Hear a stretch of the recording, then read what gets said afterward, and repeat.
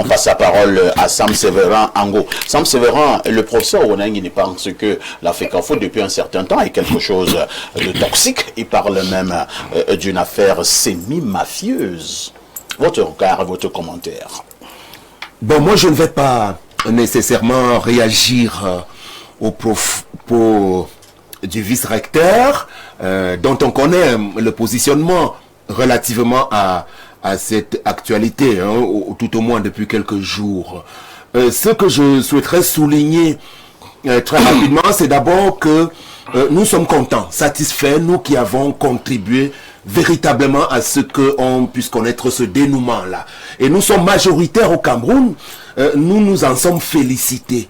Parce que, voyez-vous, comme l'a rappelé Monsieur Elundu tout à l'heure, on ne peut pas aller de conflit en conflit, même sur un terrain sur lequel on n'a pas eu besoin de connaître une série de dissensions. Nous n'avons eu de cesse de rappeler que le football est une entité à part qui se gère suivant un ordonnancement juridique qui est connu. C'est-à-dire que les associations de football sont à vocation indépendante dans le monde.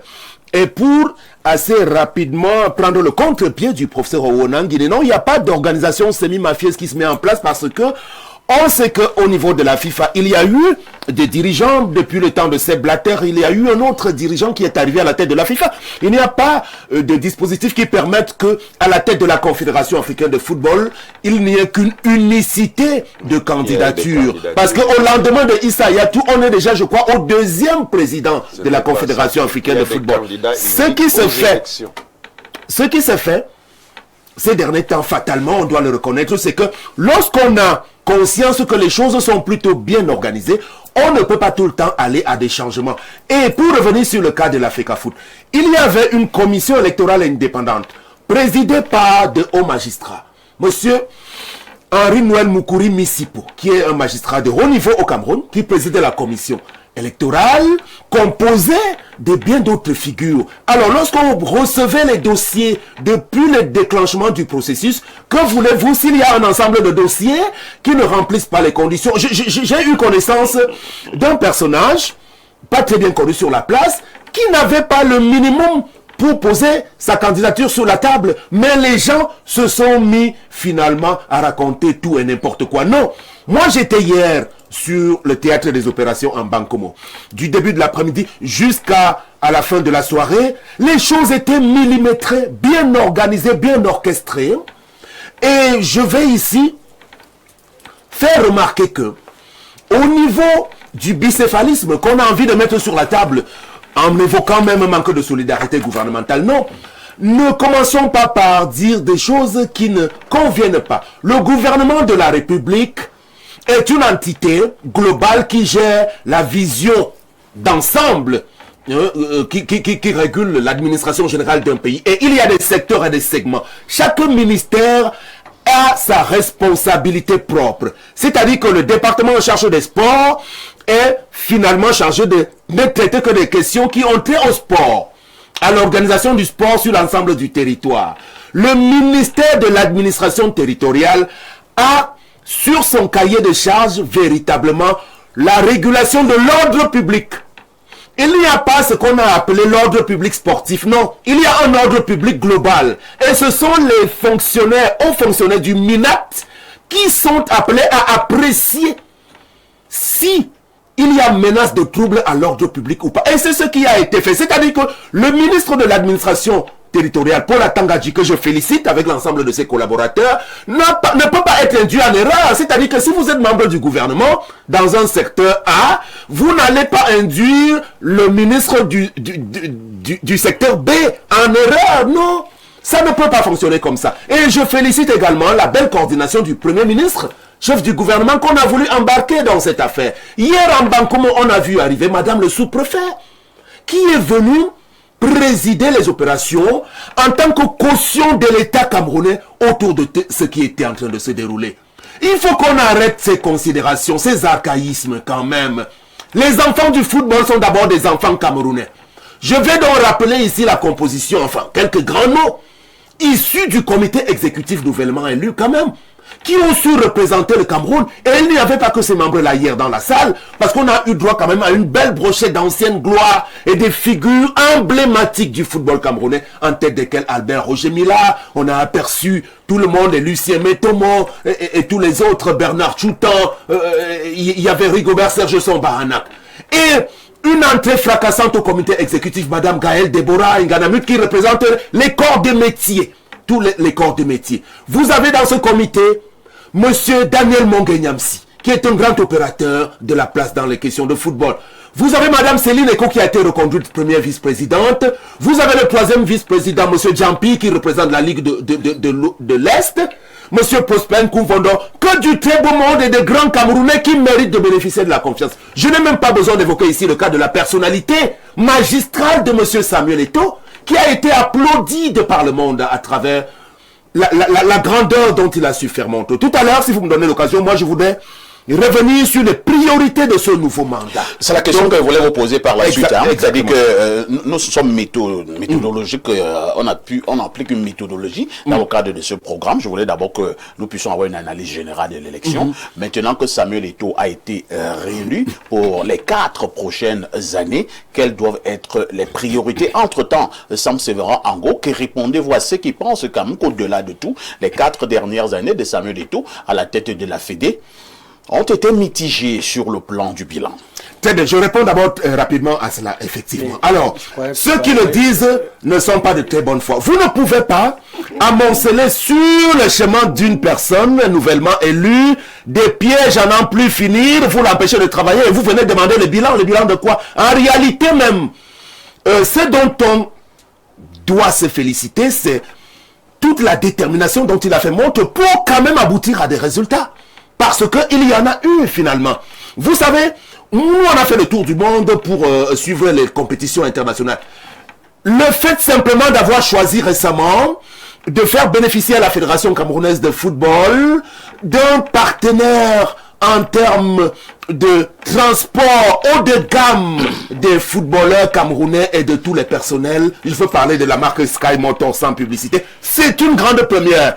Je crois que c'est l'une des rares fédérations sur le continent africain. Il y a eu beaucoup d'autres choses qui ont été faites. Les championnats ont été à peu près bien organisés. On a eu droit quand même aussi aux travaux de construction du nouveau siège qui va être inauguré dans quelques jours. Donc, il faut rapidement balayer cela. On ne peut pas lui faire le reproche de n'avoir pas travaillé alors qu'il n'en a pas eu les moyens. Mais il a quand même pu respecter un ensemble de choses dans son cahier de charges. Et aujourd'hui, le nouveau mandat va s'ouvrir autour de 4 grands thèmes.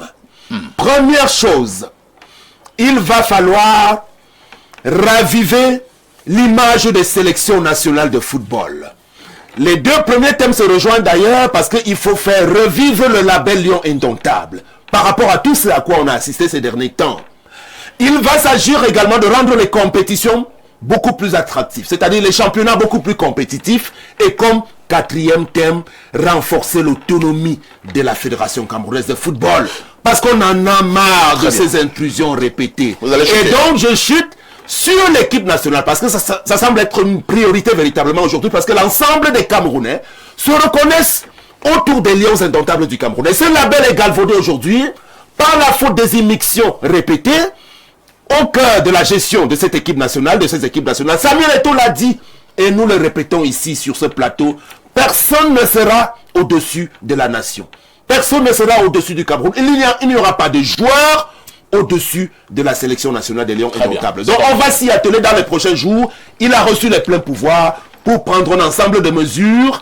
Dans les toutes prochaines heures même, je peux vous le garantir, il y aura de la nouveauté qui va arriver pour donner le ton de ce deuxième véritable grand mandat qui s'ouvre au niveau de la Fédération de football. Merci.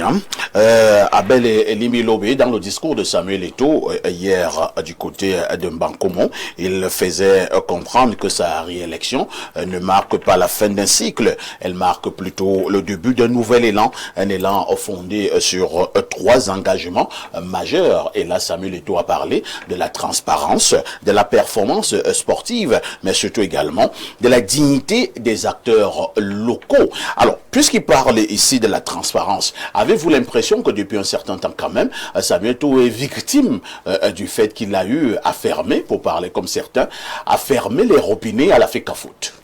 C'est possible. C'est possible. Vous savez, les affaires de football m'horripilent. Ah bon? Ça m'horripile. J'aurais souhaité que le Cameroun parlât du cacao, de la transformation du cacao, du café, des choses qui enrichissent ce pays. En lieu et place de cela, on dépense une énergie phénoménale pour parler d'un jeu qui ne produit, qui n'a jamais développé un pays. Ah ben le football n'est plus qu'un jeu, hein? C'est beaucoup plus des enjeux. C'est peut-être pour cela qu'il est devenu donc mafieux et dangereux, est devenu une source d'instabilité pour des États. C'est d'ailleurs pour cela que le Mali avait dissous sa fédération de football. C'est pour cela que le Ghana avait dissous sa fédération de football. C'est pour cela que le Nigeria avait dissous sa fédération de football. Parce que, au lieu qu'il soit un jeu, des gens qui ont d'autres ambitions dans la société s'accaparent du football pour faire valoir leurs ambitions et transformer le football en ce qu'il n'est pas. Il n'est qu'un jeu.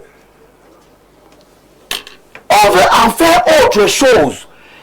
Et quand j'entends ce discours, et j'écoute la hargne avec laquelle M. Ngo débite ce que j'ai entendu là, je vois qu'on est reparti pour un nouveau cycle de turbulence.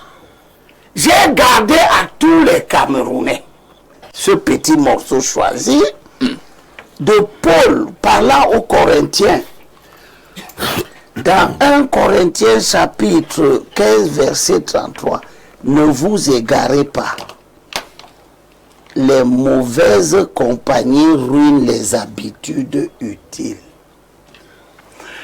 Comme vous avez vu que dans la vie politique, les gens tourmentent, ils tordent le cou, ils déforment, ils font tout, on organise, on élimine les adversaires, on fait des fausses élections.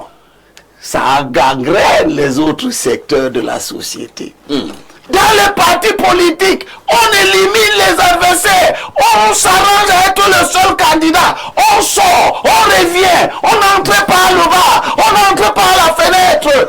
Dans la vie des associations, pareil. Vous voulez parler de quel parti? Non, laisse, je parlais de tout le Parlement, je parlais du Cameroun. Le Cameroun est très malade ici. Je parle d'un parti particulier. Je parle de... Le Cameroun est malade. C'est la généralisation. Dès que quelqu'un a un poste, il s'organise pour que personne d'autre n'arrive plus à ce poste.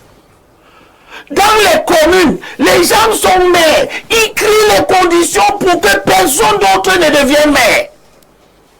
Et patati et patata. La fédération camerounaise ne pouvait pas échapper. Le pays est gangréné par une culture de... Tu occupes, ça devient pour toi. Tu élimines tout le monde par des tas de stratagèmes. Et la maladie, vous voyez, tout le monde dans ce plateau montre que le pays est malade. Moi, je n'avais jamais vu un gouvernement où 2 ministres disaient des choses qui s'opposent les unes aux autres.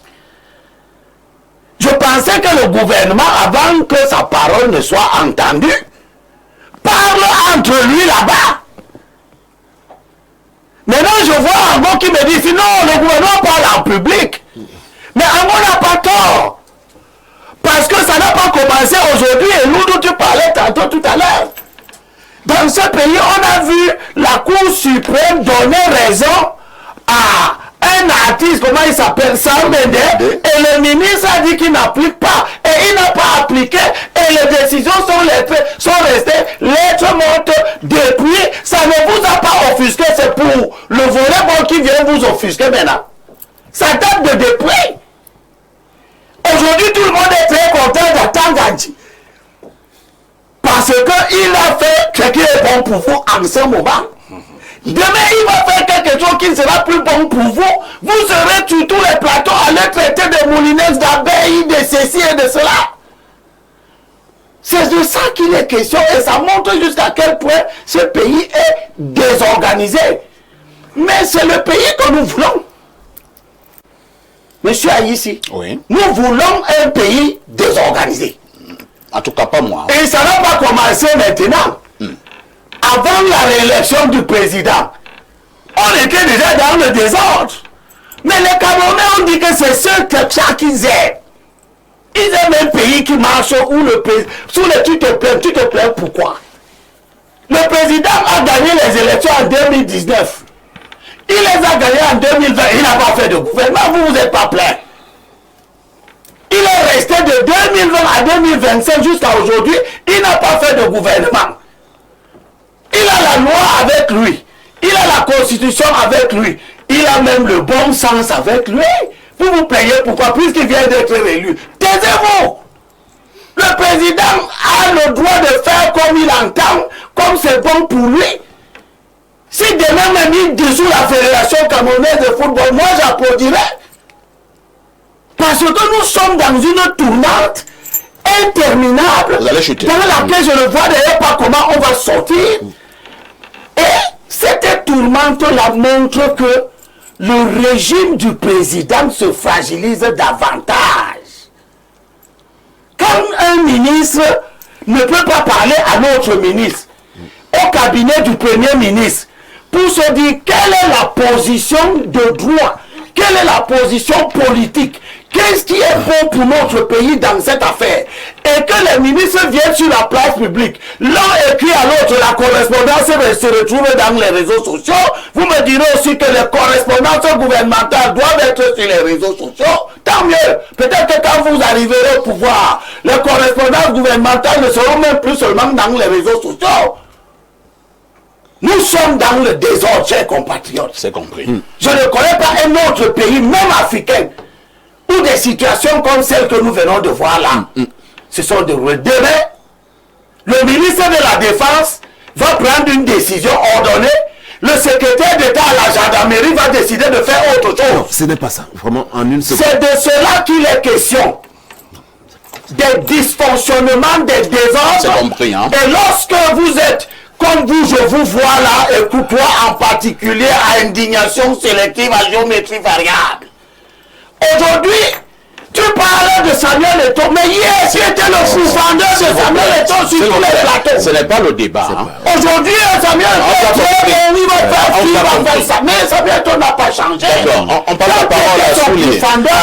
Il était toujours le même Samuel. Vous n'avez pas changé. Vous recommencez le même exercice de la dernière fois. Abel Elimbe Lobé,